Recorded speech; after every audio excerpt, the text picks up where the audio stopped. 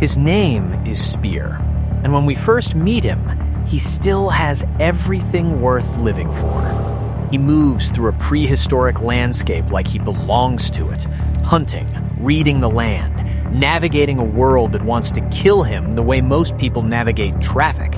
He's good at this. He's built for this. He comes home with food. He has a mate. He has children. Small ones who don't fully understand how dangerous the world is yet. He's the reason they don't have to. Then, the horned predators come. They don't announce themselves. They don't build up slowly.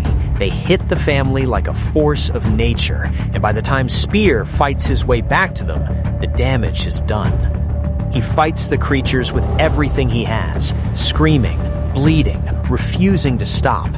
It doesn't matter. When it's over, he's standing alone in the wreckage of his entire reason for existing. The predators retreat. The alpha calls them off, disappears into the trees, and Spear is left in silence. He goes into the cave where his family lived, runs his hands over the paintings on the wall, the figures he drew of them. Then he tears them down, one by one. Because what else do you do when the thing you built your whole life around is gone? He climbs to the edge of a cliff, stands there at the top of the world, and for a long moment, the show holds on him and doesn't look away from what he's considering. He doesn't jump. He stays until morning, and when the sun rises, something in it pulls him back. Not hope, not yet, just the animal refusal to stop breathing. He comes down from the cliff and keeps moving, because in this world, stopping is the same as dying. He finds her by accident, a shadow moving through a marsh, massive, predatory, fast. His grief is still so raw that his first instinct is hatred. He follows the creature ready to kill it, ready to point his rage at something that can bleed. Then he sees what she actually is, a female tyrannosaur, enormous, ancient, terrifying. But she has cubs, 2 of them, small and clumsy and completely dependent on her. And watching them, Spear's hand tightens on his spear and then doesn't throw it, because he recognizes something. Not the creature, the feeling. The horned predators find them before he can decide what to do. The same pack that destroyed his family descends on the tyrannosaur and her cubs. And Spear, who had every reason to walk away, doesn't walk away. He throws himself into the fight. Together, the man and the dinosaur tear through the pack. It's chaotic and brutal, and somehow it works. 2 completely mismatched creatures fighting on the same side because they have no other choice. They kill most of the predators. For one moment, it looks like they've actually won. Then, the alpha appears. What comes out of the marsh is not just large, it's wrong. A creature so massive it seems to exist outside the normal rules of predation. The cubs die in the jaws before either Spear or the mother can reach them. Just like that. Here 1 second, gone the next. Spear drives his spear through the alpha's skull. It takes everything he has, but he does it. The pack is dead, the alpha is dead, and the mother tyrannosaur stands in the aftermath with the same hollow expression Spear has been carrying since the night his family was taken. They don't touch each other. They don't comfort each other. They just stand there in the quiet. 2 creatures who just lost their children, breathing the same prehistoric air. Her name, from this moment on, is Fang. And when Spear walks away from that place, and she follows him, not because he asked, not because she has nowhere else to go, but because something has passed between them that neither of them has a word for, that is where the real story begins. Living together is not easy. Fang has an opinion about food, and that opinion is, it's hers. Spear spends days hunting, only to watch her casually eat his kills with the total indifference of a creature who has never had to share anything. She knocks him out of trees, she eats his fruit, she takes up all the warmth by the fire and breathes so heavily that sleeping next to her is its own kind of suffering. There are moments, sitting in the dark watching her sleep, when Spear's mind goes somewhere ugly.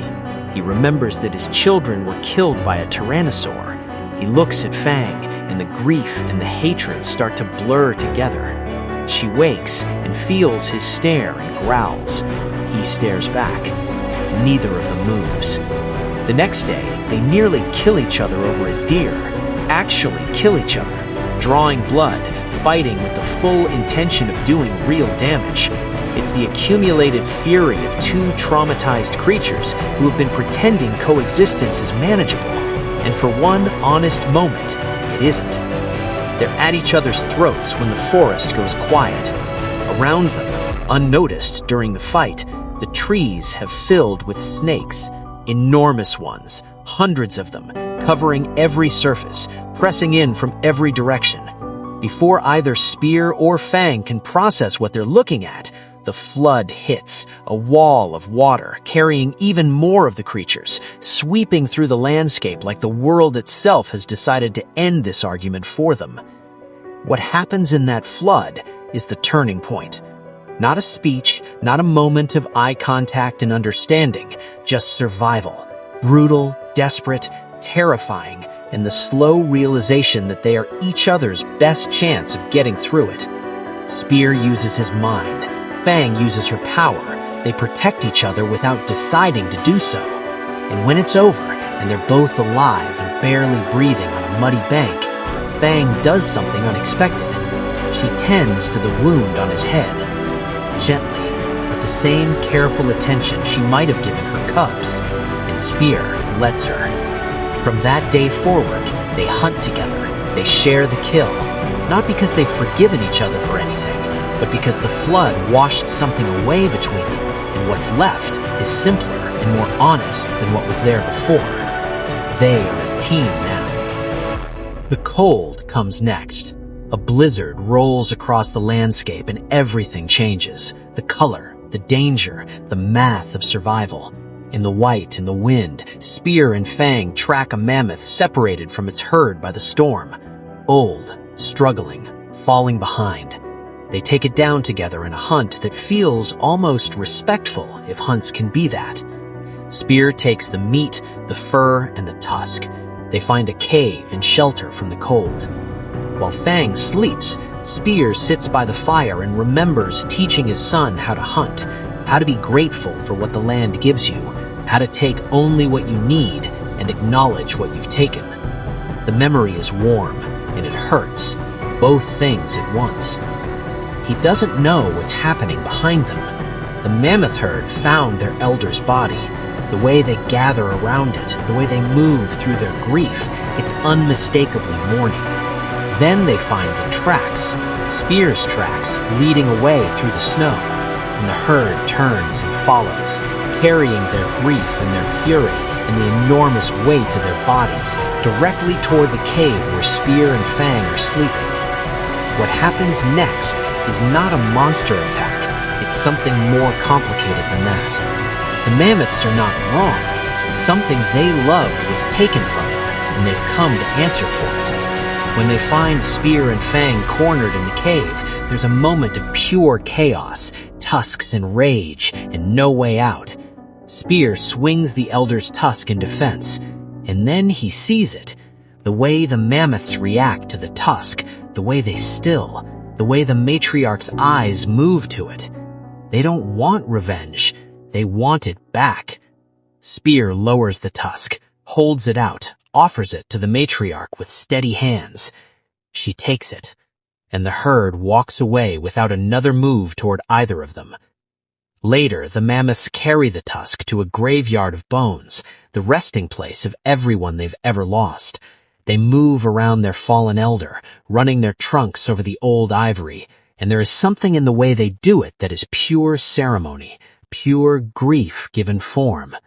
Spear isn't there to see it, but the show shows us anyway, because some moments deserve to be witnessed, even if no one who matters can see them. The blood moon rises, and the world stops making sense. It starts with a chase, Spear riding Fang at full speed through open terrain, a pack of raptors hammering after them in perfect coordination. The raptors are fast, numerous, relentless. Then they stop, all of them, at once.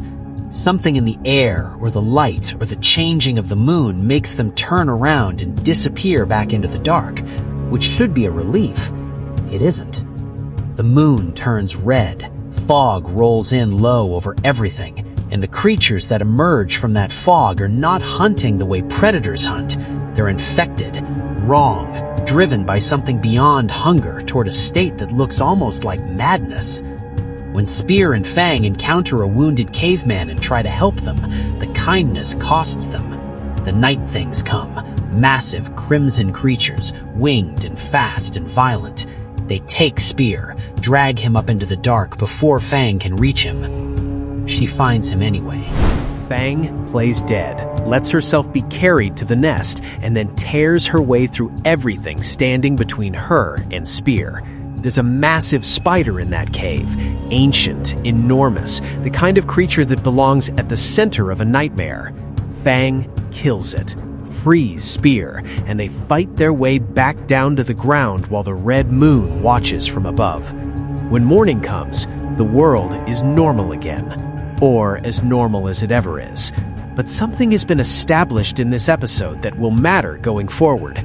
This world has things in it beyond the physical, forces that don't operate by the rules of predation, things that don't respond to teeth or a spear, and Spear and Fang are moving deeper into a world that contains all of it.